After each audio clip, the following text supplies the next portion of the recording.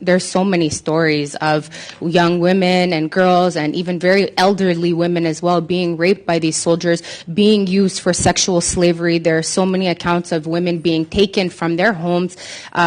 These soldiers go into these homes, every ordinary homes. They kill the men, and then they abduct the women. They take them for sexual slavery to a remote area. There's been stories of women who were so significant, and I apologize, this is very graphic, but it's very important that these stories get told. Women who are so severely raped that their spinal cords are injured, they're just thrown on the streets like trash, and then they're paralyzed. They can't move, they can't do anything until they're found by, whoever is crossing the street. And so there's women who have long-lasting injuries. They have issues urinating. They have, rectal issues because objects are being inserted in them.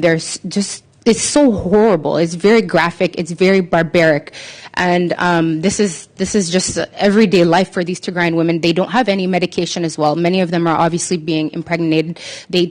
There's no such things as abortions because these doctors are not able to work. Like one of them mentioned, these doctors are dying themselves. They're starving. So these women, they don't have access to medication. They don't have any antivirals to protect themselves from things like HIV. So thank you. Well, and one of the things that when I hear that testimony is I recognize the trauma that we've already heard about and the need for Canada to support the Tigrayans as they recover from this, because there will be this long-term trauma. We do have a feminist international assistance policy, and from my perspective, we cannot say we have a feminist international assistance policy and then provide bilateral aid to a country that is responsible for some of these crimes.